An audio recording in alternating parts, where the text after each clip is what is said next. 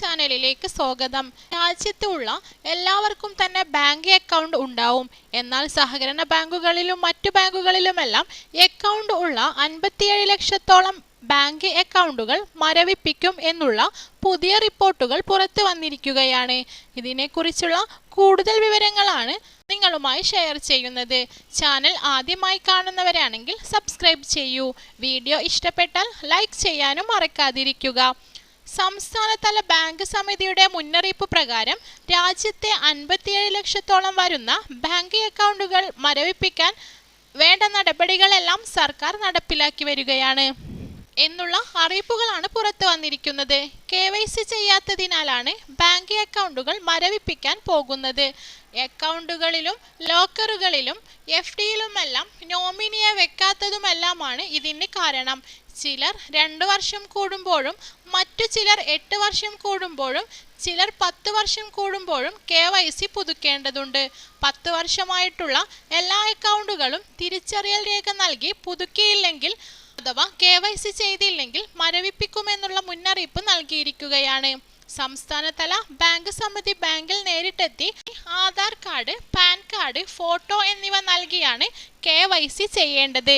കേരളത്തിലെ കണക്ക് പ്രകാരം 57 ലക്ഷത്തോളം അക്കൗണ്ടുകളാണ് പുതുക്കാനുള്ളത്. 2014-15 കാലഘട്ടത്തിൽ വിവിധ സബ്സിഡിക്കായി തുടങ്ങിയ സീറോ ബാലൻസ് അക്കൗണ്ടുകൾ ഒന്നും തന്നെ KYC ചെയ്തിട്ടില്ല. അതോടൊപ്പം തന്നെ അക്കൗണ്ടുകളിൽ നോമിനിയെ ഉൾപ്പെടുത്താത്തവർ അതുകൂടി ചെയ്യേണ്ടതാണ്. രാജ്യത്തെ കണക്കുപ്രകാരം അവകാശികളില്ലാതെ ബാങ്ക് അക്കൗണ്ടുകളിൽ 67,000 കോടി രൂപയോളമാണ് ഇപ്പോൾ ഉള്ളത്. ഈ അക്കൗണ്ടുകളിലൊന്നും തന്നെ നോമിനിയെ വ്യക്തമാക്കാത്തത് കൊണ്ടാണ്.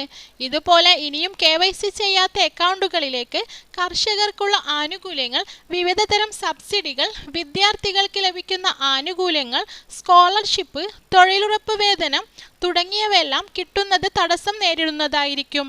കൂടുതൽ അപായ സാധ്യതകളുള്ള അക്കൗണ്ടുകൾ 2 വർഷത്തിലൊരിക്കലും, ഇടത്തരം അക്കൗണ്ടുകളിൽ 8 വർഷത്തിലും, അപായ സാധ്യത കുറഞ്ഞ അക്കൗണ്ടുകളിൽ 10 വർഷത്തിലുമാണ് KYC ചെയ്യേണ്ടത്. ഇത് കള്ളപ്പണമിടപാട് നടത്തുന്നവരെയും മറ്റും കണ്ടെത്തുവാൻ സാധിക്കും.